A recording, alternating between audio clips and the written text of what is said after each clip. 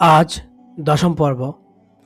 হযরত আয়েশা যখন জানতে পারলেন যে কিছু মানুষ হযরত ওসমান রাদিয়াল্লাহু আনহুর উপর চড়াও হয়েছেন, তিনি প্রচণ্ড রাগান্বিত হয়ে বললেন, যে তাকে অভিশাপ করে তার ওপর আল্লাহ তাআলার অভিসম্পাত করুন। যে তাকে অভিশাপ করে তার ওপর আল্লাহ তাআলার অভিসম্পাত করুন। আমি রাসূলুল্লাহ সাল্লাল্লাহু আলাইহি সাল্লামকে দেখেছি, নবীজি সাল্লাল্লাহু আলাইহি সাল্লাম হযরত ওসমান রাদিয়াল্লাহু আনহুর শরীরের সঙ্গে নিজের রান লাগিয়ে হেলান দিয়ে বসেছিলেন। ইতিমধ্যে নবীজি সাল্লাল্লাহু আলাইহি সাল্লাম ঘামতে আরম্ভ করলেন। আমি নবীজির ললাট থেকে ঘাম মুছে দিচ্ছিলাম। সে সময় নবীজির প্রতি ওহী নাজিল হচ্ছিল। নবীজি সাল্লাল্লাহু আলাইহি সাল্লাম নিজের দুজন কন্যাকে পরস্পর তার সঙ্গে বিয়ে দিয়েছেন। নবীজি সাল্লাল্লাহু আলাইহি সাল্লাম বলতেন, ওসমান লিখো। হযরত আয়েশা বললেন, আল্লাহ তাআলা তার কোনো বান্দাকে কেবল তখনই এই আসন দান করেছেন যার প্রতি আল্লাহ তাআলা অত্যন্ত মমতাময়। হযরত আয়েশা সিদ্দিকা রাদিয়াল্লাহু আনহা রাসূলুল্লাহ সাল্লাল্লাহু আলাইহি সাল্লামের থেকে বর্ণনা করেছেন, নবীজি সাল্লাল্লাহু আলাইহি সাল্লাম হযরত ওসমান রাদিয়াল্লাহু আনহুকে বললেন, ওসমান, হয়তো আল্লাহ তাআলা আপনাকে একটি জামা পরিধান করাবেন। যদি লোকজন সেই জামা খুলতে চায়, তুমি তা কোনোভাবেই তাদেরকে খুলে দেবে না। হযরত আয়েশা সিদ্দিকা রাদিয়াল্লাহু আনহা হযরত ওসমানকে প্রচণ্ড ভালোবেসেছেন, তার প্রতি সম্মান প্রদর্শন করেছেন। এক পর্যায়ে তিনি নিহত হন। এরপর সর্বপ্রথম যিনি তার হত্যার প্রতিশোধ গ্রহণের দাবি করেছিলেন, তিনি হলেন হযরত আয়েশা সিদ্দিকা রাদিয়াল্লাহু আনহা। আধুনিক কিছু লেখক মনে করেন খিলাফতের কারণে এই ভালোবাসা সৃষ্টি হয়েছে, আর হযরত আয়েশা রাদিয়াল্লাহু আনহা হযরত ওসমান রাদিয়াল্লাহু আনহু থেকে তার কিছু সিদ্ধান্ত ও আচরণের প্রতিশোধ নিয়েছেন। অনেক সময় এই লেখকরা হযরত আয়েশার প্রতি অপবাদ আরোপ করেছেন যে তিনি হযরত ওসমানের ওপর আক্রমণ করার জন্য লোকজনকে উস্কে দিয়েছে। এক পর্যায়ে যা ঘটার তাই ঘটেছে। পরিতাপের বিষয় হলো, এই চিন্তার ধারকদের এসব ভ্রান্ত কল্পনা ভিত্তি হলো কিতাবুল আগানি ইবনু আব্দুর রব্বিহির এবং এ জাতীয় কিছু গ্রন্থ, আল আকদুল ফারিদ। সাধারণ ও বিশেষ শ্রেণীর লোকজন সবাই জানে না। সাধারণ ওই বিশেষ শ্রেণীর লোকজন সবাই জানেন যে এই গ্রন্থগুলো রচয়িতাগণ তাদের গ্রন্থগুলোর বিভিন্ন শ্রেণীর বর্ণনা সংকলন করতে গিয়ে নিশাচর লাকড়ি সংগ্রহকারীর মতো সহিহ জরিপ এবং পরিতার্যের বাছ বিচার না করেই সব কিছু আঁচলে তুলেছেন। তাদের উদ্দেশ্য ছিল পাঠকদের বিরল ও কৌতুকবহ বর্ণনা ও ইতিহাস উপহার দিয়ে আনন্দ প্রদান করা। সেগুলো উৎস যেমনই হোক না কেন, যদিও সেগুলোর মূল আস্থাশীলতা হোক পর্যবসিত। এই গ্রন্থগুলোর রচয়িতা এখানে এই সংক্ষিপ্ত পরিসরে প্রেক্ষাপটে ওই লেখকদের চিন্তাগত বিষয়গুলো তুলে ধরার এবং তাদের কল্পনা ও উদ্ধৃতির বিভ্রান্তিগুলোর বর্ণনা করার অবকাশ নেই। তবে আমরা সেগুলোর সঙ্গে সামঞ্জস্যপূর্ণ প্রতিটি বিষয়ের ব্যাখ্যা করার প্রয়াস পার। সেগুলো ওস্তাদ আব্দুল হামিদ তাহমদ তদীয় আস সাইয়্যিদা আয়েশা উম্মুল মুমিনিন ওয়া আলিমাতু নিসাইল ইসলামী গ্রন্থে লিখেছেন। হযরত ওসমান রাদিয়াল্লাহু আনহুর ফাজাইলের ব্যাপারে হযরত আয়েশা রাদিয়াল্লাহু তাআলা আনহার সূত্রে আমাদের উল্লেখিত হাদিসসমূহের এবং রাগান্বিত অবস্থায় হযরত আয়েশার উক্তি, যে ব্যক্তি ওসমানকে অভিশাপ করেছে আল্লাহ তাআলা তাদের প্রতি অভিসম্পাত করুন। যে ব্যক্তি ওসমানকে অভিশাপ করেছে আল্লাহ তাআলা তাদের প্রতি অভিসম্পাত করুন, এর মাধ্যমে এমন বার্তা রয়েছে যেগুলো সেসব বহুল কথাগুলোকে নর্দমায় নিক্ষেপ করে, যেগুলো এই চিন্তার প্রকাশ করা যে হযরত আয়েশা সিদ্দিকা রাদিয়াল্লাহু আনহা হযরত ওসমান থেকে প্রতিশোধ গ্রহণ করেছিলেন এবং লোকজনকে হযরত ওসমানের হত্যার উৎসে দিয়েছিলেন। তাদের এসব ভ্রান্তিমূলক প্রপাগান্ডার সূত্র ছিল সাহাবায়ে কিরামের মাঝে বহুল সংগঠিত ইজতিহাদি মতবিরোধসমূহ। তাদের শীর্ষে ছিলেন হযরত আয়েশা সিদ্দিকা রাদিয়াল্লাহু আনহা। আর প্রবৃত্তিগত ঝগড়া ও টানাপোড়েন যেগুলোর ক্রোধ ও ঘৃণা সৃষ্টি করে, সেগুলো থেকে হযরত সাহাবায়ে কিরামরা ছিলেন পূর্ত পবিত্র, যাদের শীর্ষে ছিলেন হযরত আয়েশা সিদ্দিকা রাদিয়াল্লাহু আনহা। হযরত আয়েশা সিদ্দিকা রাদিয়াল্লাহু আনহা ফিকহি ইতিকাদি এবং সামাজিক বিভিন্ন বিষয়ের বড় বড় সাহাবাই কিরামের সঙ্গে বিরোধ করেছেন। ইমাম জারকাশি এ বিষয়ে একটি গ্রন্থ রচনা করেছেন, যার নামকরণ করেছেন আল ইজাবা ফিমা ইস্তাদ রাকাতু আয়সা আলা সাহাবা। এই সূত্রে তিনি রাজনৈতিক অঙ্গনের ইজতিহাদি বিষয়ে হযরত ওসমান রাদিয়াল্লাহু আনহুর বিপক্ষে মতামত প্রদান করেছেন। যেদিন হযরত ওসমান বিন হানিফ রাদিয়াল্লাহু আনহুর ইমরান বিন হুসাইন রাদিয়াল্লাহু আনহুকে হযরত আয়েশার কাছে প্রেরণ করেছিলেন, সেদিন তিনি এ বিষয়ে ইঙ্গিত করেছিলেন। তবে এই বিরোধগুলো কোনো প্রকার প্রতিশোধের পথ পরিচালিত করত না। বর্তমান যুগের কিছু লেখক যেমনটি মনে করে থাকেন, কিভাবে বা এমনটি হবে। যদি তাদের কথা সত্যও হয়, তবুও হযরত আয়েশা রাদিয়াল্লাহু আনহা হযরত ওসমান রাদিয়াল্লাহু আনহুর হত্যায় উস্কানি প্রদান করেননি, যার প্রমাণ হলো তিনি সর্বপ্রথম হযরত ওসমান রাদিয়াল্লাহু আনহুর হত্যায় প্রতিক্রিয়া ব্যক্ত করেছেন এবং কিসাস দাবি করেছেন। এসব লেখকের সমস্যা হলো, যারা রাসূলুল্লাহ সাল্লাল্লাহু আলাইহি সাল্লামের সাহাবায়ে কিরামদের নিজেদের উপর অনুমান করেন, এই লেখকদের প্রতি দৃষ্টি রেখে যদি বলা হয় যে তারা এই সমালোচনার মাধ্যমে ইজতিহাদি চিন্তাধারা নিজেদেরকে ব্যক্তিগত আক্রোশ ও গোলামি খোরাক জুগেছেন। যখন হযরত ওসমান রাদিয়াল্লাহু আনহু নিহত হলেন, প্রথম পর্যায়ে যারা হযরত আলী রাদিয়াল্লাহু আনহুর হাতে খেলাফত বায়াত গ্রহণ করার আহ্বান করেছিলেন, তাদের মধ্যে অন্যতম ছিলেন হযরত আয়েশা সিদ্দিকা রাদিয়াল্লাহু আনহা। হযরত ওসমান রাদিয়াল্লাহু আনহুর শাহাদাতের পর যে কেউ তাকে খেলাফতের পরবর্তী যোগ্যতার ব্যক্তির ব্যাপারে জানতে চেয়েছে। জবাবে তিনি হযরত আলীর হাতে ইঙ্গিত করে বায়াতের আহ্বান জানিয়েছেন। হাফেজ ইবনু হাজার আসকালানি রহমাতুল্লাহি তাবারানি থেকে তিনি আহনাফ বিন কাইস থেকে বর্ণনা করেছেন, তিনি বলেছেন, আমরা হজের জন্য যাত্রা করেছিলাম। ইতিমধ্যে মসজিদে নববীর মাঝখানে অনেক লোকের জমায়েত দেখলাম। আমি তখন হযরত তালহা এবং জুবায়েরের সঙ্গে সাক্ষাৎ করে বললাম, আমি তো মনে করি হযরত ওসমানকে হত্যা করা হয়েছে। এখন আপনারা দুজন আমাকে কার হাতে বায়াতের নির্দেশ দিচ্ছেন? তারা বললেন, আলীর হাতে বায়াত গ্রহণ করো। সুতরাং আমরা মক্কায় এসে হযরত আয়েশা রাদিয়াল্লাহু আনহাকে জিজ্ঞাসা করলাম, হযরত ওসমান নিহত হয়েছেন, এখন তিনি কার হাতে খেলাফতের বায়াত গ্রহণ করার নির্দেশ করছেন? হযরত আয়েশা রাদিয়াল্লাহু তাআলা আনহা বললেন, আলীর হাতে। সুতরাং আমরা মদিনায় ফিরে এসে হযরত আলী রাদিয়াল্লাহু তাআলা আনহার হাতে বায়াত গ্রহণ করে বসরায় ফিরে এলাম। হযরত আয়েশা রাদিয়াল্লাহু তাআলা আনহা হযরত আলী রাদিয়াল্লাহু তাআলা আনহুকে সম্মান করতেন এবং তার ইলমি আসনকে সম্মানের চোখে দেখতেন। অনেক সময় বিভিন্ন জিজ্ঞাসিত মাসআলার জবাবের জন্য প্রশ্নকারীদেরকে হযরত আলীর কাছে প্রেরণ করতেন। উদ্দেশ্য ছিল হযরত আলী রাদিয়াল্লাহু তাআলা আনহুর যোগ্যতা, অবস্থান এবং রাসূলুল্লাহ সাল্লাল্লাহু আলাইহি সাল্লামের সঙ্গে তার নৈকট্যের বিষয়টি পরিষ্কার করা। কোনো আলোচক হযরত আলী এবং আয়েশা রাদিয়াল্লাহু তাআলা আনহুমার মাঝে বিদ্যমান মর্যাদাবোধ ও আত্মীয়তার বিষয়টিকে নিয়ে দ্বিধা সৃষ্টি করেছেন। হযরত আয়েশা রাদিয়াল্লাহু তাআলা আনহার পক্ষ থেকে হযরত ওসমান রাদিয়াল্লাহু তাআলা আনহু হত্যার প্রতিবাদ করার কারণে, তার হত্যার কিসাস আদায়ের মুখ খোলার কারণে তারা বসরা থেকে বের হয়ে উষ্ট্রীয় যুদ্ধের ঘটনার তার নির্ধারিত অবস্থানের কারণে অনেকের দুজনের মধ্যে বিবাদের বিষয় সামনে এনেছেন। আপনি যখন জানতে পারবেন যে এসব আলোচক ইতিহাস ও তার উপাখ্যানের উপর অপবাদ আরোপকারী, তো সেই শ্রেণীর লোক যারা গোপনীয়তা ও প্রতারণার পথে হাঁটে, জীবিত ও মৃতদের উপর মিথ্যারোপ করে এবং পরিষ্কার ইতিহাস স্বচ্ছ বিষয়গুলো দূষিত করার অপপ্রয়াস চালায়, যেন তারা পরবর্তী সময়ে ঘোলা পানিতে মাছ শিকার করতে পারে। তাই আমি চাচ্ছি এসব গোপন বিষয়, নানা প্রকার প্রোপাগান্ডা নিয়ে মারাত্মক বানোয়াট বিষয়গুলোকে পরিষ্কার করবে, যেন পরবর্তী সময় স্বাভাবিকভাবে এই ইতিহাসের প্রকৃত অবস্থাগুলো সবার সামনে উদ্ভাসিত হয়ে ওঠে।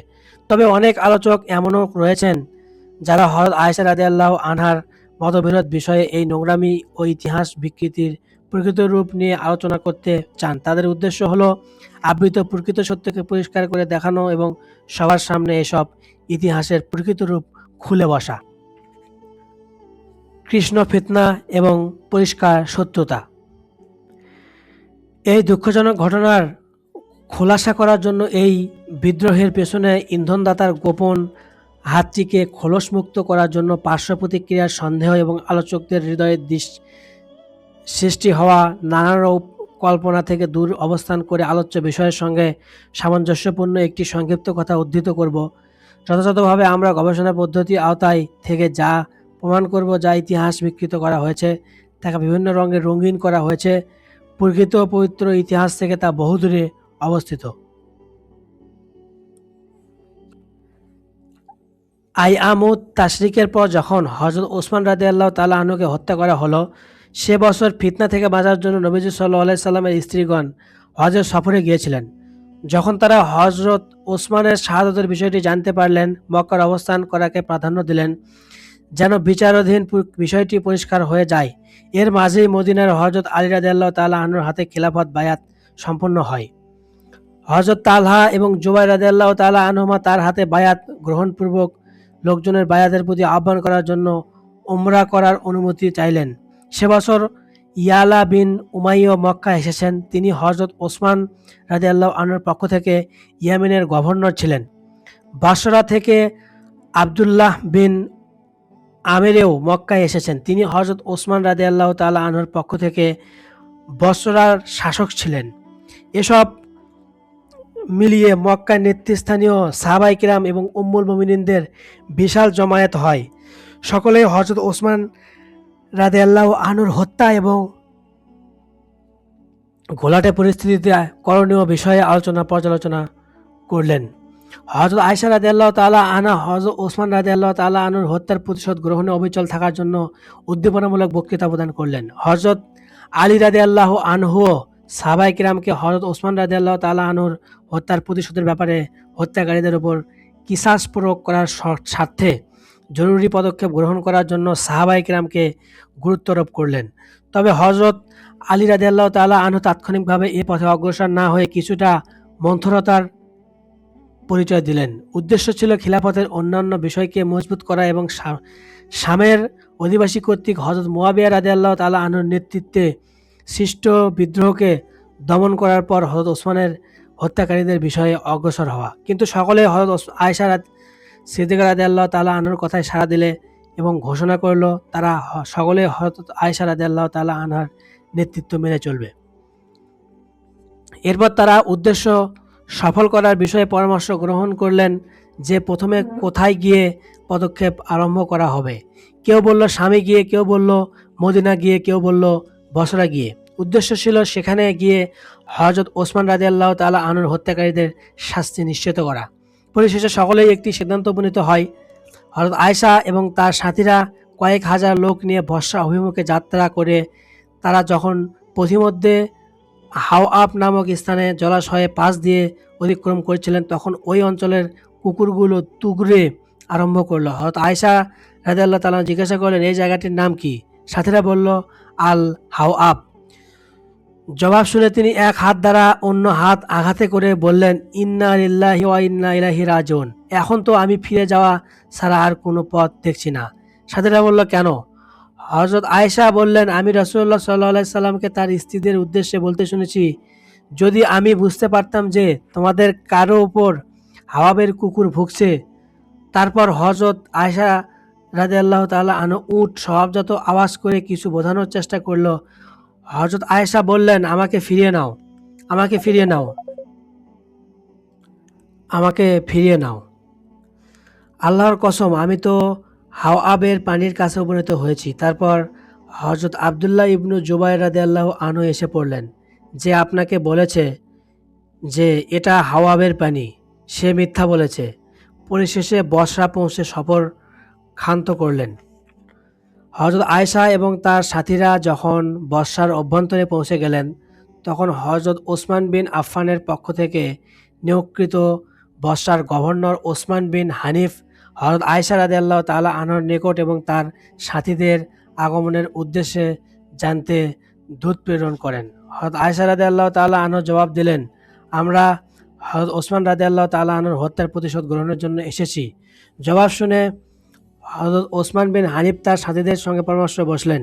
কেউ বলল, যদি তারা হযরত ওসমানের হত্যার প্রতিশোধ নিতে আসেন, তাহলে আমরা তো তাদেরকে হত্যা করিনি, অতএব তাদেরকে তাদের ঠিকানায় ফিরিয়ে দেব। আরেকজন বলল, তারা এসেছে তাদের কাছ থেকে অন্যদের কাছ থেকে হযরত ওসমান হত্যার প্রতিশোধ নেওয়ার সহযোগিতা নেওয়ার জন্য। পরে ওসমান বিন হানিফ পরিস্থিতি থেকে জানতে পারলেন যে বসরায় হযরত ওসমান রাদিয়াল্লাহু তাআলা আনহুর হত্যাকারীদের সহযোগীরা আছে। হযরত আয়েশা এবং তার সাথীরা বসরায় নিকটবর্তী মারবাত নামক স্থানে যাত্রা বিরতি করলেন।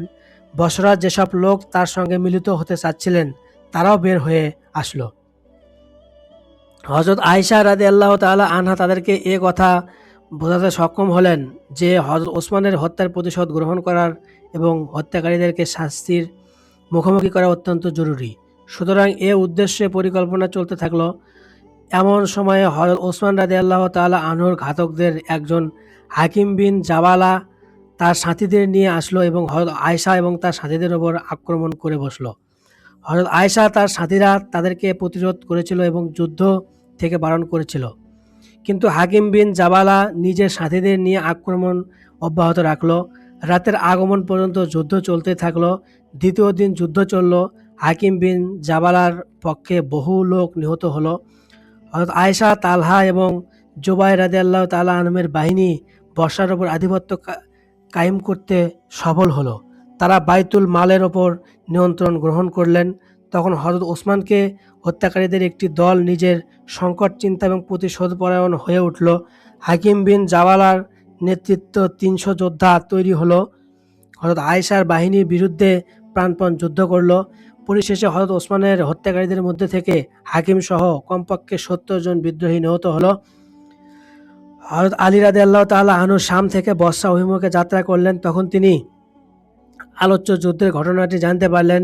নিজের বাহিনীকে বসরা অভিমুখে যাত্রা করার নির্দেশ দিলেন। তখন একজন বললেন, হে আমিরুল মুমিনিন, আপনার ইচ্ছা কি? আমাদেরকে নিয়ে আপনি কোথায় যাবেন? তবে আপনার নিয়ত ও ইচ্ছা হলো সংশোধন, যদি তারা সেটা মেনে নেয় এবং আমাদের আহ্বানে সাড়া দেয়। হযরত আলী পাল্টা জিজ্ঞাসা করলেন, যদি সাড়া না দেয় তাহলে? জবাবে বলা হলো, তাদেরকে অবিশ্বাসঘাতক বলে ডাকব, তাদের অধিকার প্রদান করব এবং সবর করব। হযরত আলী আবার জিজ্ঞাসা করলেন, যদি তারা রাজি না হয় তাহলে? লোকটি জবাব দিল যে অবস্থায় তারা আমাদেরকে রেখে গেছে সে অবস্থায় দিকে ডাকবো। হযরত আলী আবার জিজ্ঞাসা করলেন, যদি তারাও রাজি না হয় তাদের থেকে আমরা বিরত থাকব। হযরত আলী রাদিয়াল্লাহু আনহু বললেন, এবার সঠিক কথা বলেছেন। যখন তিনি কুফায় পথে ছিলেন, আমির বিন মুতার আশ সাইবানি নামক একজন লোক যখন তার কাছে আসলো, হযরত আলী তাকে বললেন, আমার আগমনে হেতু কি? জবাবে সে জানা বিষয়গুলো বলল। অতঃপর তাকে হযরত আবু মুসা আল আশআরী ব্যাপারে জিজ্ঞাসা করলেন। লোকটি বলল, আমি সন্ধি চেয়েছি, কিন্তু আবু মুসা তা অস্বীকার করেছেন। যদি আমরা যুদ্ধের ইচ্ছা করি তাহলে তারা সাথীদের বিরুদ্ধে যুদ্ধ করা যাচ্ছে না। হযরত আলী বললেন, আমি কেবল সন্ধিরও ইচ্ছা পোষণ করি। হযরত আলী রাদিয়াল্লাহু আনহু হযরত ওসমান কর্তৃক নিয়োগকৃত কুফার গভর্নর হযরত আবু মুসা আল আশআরী রাদিয়াল্লাহু তাআলা আনহুর কাছে পত্র প্রেরণ করলেন। উভয় পক্ষের মাঝে যোগাযোগ এবং কথাবার্তা আদায় প্রদানের ব্যবস্থা হলো। দূতগণ উভয় পক্ষের মাঝে বার্তা নিয়ে যাতায়াত করতেন। হযরত আলীর পক্ষে ছিলেন হযরত আম্মার বিন ইয়াসির এবং হাসান বিন আলী রাদিয়াল্লাহু আনহুমা। এবং এ সময় হযরত আম্মার জনৈক ব্যক্তির মুখে হযরত আয়েশা রাদিয়াল্লাহু তাআলা আনহার গালি দিতে শুনে তাকে বললেন, তুমি নিন্দিত ও তিরস্কৃত হয়ে চুপ করো। আল্লাহর কসম, হযরত আয়েশা তো দুনিয়া ও আখিরাতের রাসূলুল্লাহ সাল্লাল্লাহু আলাইহি সাল্লামের স্ত্রী, কিন্তু আল্লাহ তাআলা তার মাধ্যমে তোমাদের পরীক্ষা করছেন যে তোমরা হযরত আলীর আনুগত্য করো নাকি হযরত আয়েশার আনুগত্য করো। হযরত আম্মার এবং হাসান রাদিয়াল্লাহু তাআলা আনহু উভয়ের কুফার লোকজনকে আমিরুল মুমিনিনের কাছে যাওয়ার আহ্বান করলেন, যেন সেখানে গিয়ে তার সঙ্গে সন্ধি করে ঐক্যবদ্ধ হওয়া যায়। তাদের আহ্বানে সাড়া দিয়ে প্রায় 12,000 মানুষ সেখানে থেকে যাত্রা শুরু করে আমিরুল মুমিনিনের নিকট পৌঁছলো। আমিরুল মুমিনিন হযরত আলী রাদিয়াল্লাহু তাআলা আনহু গম্ভীর্যপূর্ণ অবস্থায় তাদের সঙ্গে সাক্ষাৎ করার পর বললেন, হে কুফাবাসী, তোমরা অনারব কাফির মুশরিক বাদশাদের সামনে দাঁড়িয়ে তাদের ঐক্যকে বিচ্ছিন্ন করে দিয়েছ। আমি তোমাদের আহ্বান করছি এজন্য যে তোমরা আমার সঙ্গে আমার বসরি ভাইদের সঙ্গে সাক্ষাৎ করবে। যদি তারা ফিরে যায় তাহলে তো তোমাদের প্রত্যাশা পূরণ হলো। আর যদি তারা না যায় তাহলে আমরা তাদের সঙ্গে ততক্ষণ পর্যন্ত মমতাময় আচরণ করতে থাকব যতক্ষণ তারা জুলুম না করে। আর কল্যাণময় মানুষকে আমরা অবশ্যই নৈরাজ্যপূর্ণ মানুষের উপর প্রাধান্য দিয়ে তাদের সম্মান করব ইনশাআল্লাহ। সে সময় হযরত আলী রাদিয়াল্লাহু তাআলা আনহু হৃদ্যতা ও ঐক্যের প্রতি আহ্বান করার জন্য কাকা বিন আমরকে, যিনি কুফা হতে হযরত আলীর কাছে আসা প্রতিনিধি দলের একজন সদস্য ছিলেন, হযরত আয়েশা, তালহা এবং জুবাইর রাদিয়াল্লাহু তাআলা আনহুমের কাছে বার্তাবাহক করে প্রেরণ করলেন। হযরত কাকা প্রথমে উম্মুল মুমিনিন হযরত আয়েশা সিদ্দিকা রাদিয়াল্লাহু তাআলা আনহার নিকট গিয়ে বললেন, আম্মাজান, আপনি এ শহরে কেন এসেছেন? হযরত আয়েশা রাদিয়াল্লাহু তাআলা আনহা বললেন, বেটা মানুষের মাঝে সন্ধি নিশ্চিত করার জন্য। হযরত কাকা বললেন, আম্মাজান, যদি তালহা এবং জুবাইরকে ডেকে পাঠাতেন। সুতরাং তাদেরকে ডেকে পাঠানো হলো। তারা দুজন হাজির হলেন। হযরত কাকা বললেন, আমি আম্মাজান আয়েশাকে আসার কারণ জিজ্ঞাসা করলে তিনি বললেন, আমি মানুষের মাঝে সন্ধি নিশ্চিত করার জন্য এসেছি। তখন হযরত তালহা এবং জুবাইর বললেন, আমরাও একই উদ্দেশ্যে এসেছি। হযরত কাকা বললেন, তাহলে আমাকে সন্ধির উৎস ও উপকরণগুলো অবহিত করুন। তারা বললেন, হযরত ওসমানের হত্যাকারীদের হত্যা করা। কারণ যদি এই বিষয়টিকে উপেক্ষা করা হয় তাহলে কোরআনকে উপেক্ষা করা হবে। হযরত কাকা রাদিয়াল্লাহু আনহু বললেন, আপনারা তো হযরত ওসমানের বশরী হত্যাকারীদের হত্যা করেছেন। বর্তমানে তাদেরকে হত্যা করার চেয়ে আপনারা নিজেদের অস্তিত্ব টিকিয়ে রাখার প্রতি অধিক মুখাপেক্ষী। আপনার ৬০০ মানুষকে হত্যা করেছেন, যার ফলে ৬,০০০ মানুষ ক্ষুব্ধ হয়ে আপনাদেরকে ছেড়ে চলে গেছে। আপনারা হারকুস বিন জুহাইরকে হত্যা করতে চাইলে ৬,০০০ মানুষ তার পক্ষে নিয়েছে। যদি আপনারা তাকে ছেড়ে দেন তাহলে নিজেরা কোরআন উপেক্ষা করার দোষে পতিত হবেন। আর যদি বিক্ষিপ্ততার ভয়ে তাদের সঙ্গে ক্ষুব্ধ যুদ্ধ করেন তাহলে বর্তমান দৃশ্যমান ঐক্যবদ্ধতার চেয়ে অনেক বেশি বিক্ষিপ্ত হয়ে পড়বেন। ৬,০০০ মানুষ প্রতিরোধ তৈরি করার কারণ যেভাবে আপনার হারকুস বিন জুহাইরকে হত্যা করতে অক্ষম হয়েছেন, হযরত আলী বর্তমান পরিস্থিতি হযরত ওসমানের হত্যাকারীদের কিসাস গ্রহণ করতে তার চেয়ে বেশি অক্ষম। তবে এর অর্থ এই নয় যে তাদেরকে ছেড়ে দেবেন এবং পরিস্থিতির উপর নিয়ন্ত্রণ প্রতিষ্ঠা করা পর্যন্ত বিলম্ব করবেন। হযরত আয়েশা রাদিয়াল্লাহু তাআলা আনহা জিজ্ঞাসা করলেন, তাহলে তুমি কি বলতে চাচ্ছ? হযরত কাকা বললেন, পরিস্থিতি এখন শান্ত হওয়া দাবি করছি। শান্ত হলে হত্যাকারীরা শিহরিত হবে। যদি আপনারা আমাদের সঙ্গে ঐকমত্য হন তাহলে তা হবে কল্যাণকর এবং রহমতের সুসংবাদ প্রতিশোধ গ্রহণের প্রকৃত অনুভূতি। আর যদি আপনারা ঔদ্ধত্য প্রদর্শন করে ঐকমত্য হতে অস্বীকার করেন তাহলে এটা হবে অনিষ্টকর এবং ইসলামী সালামাত ধ্বংসের কারণ।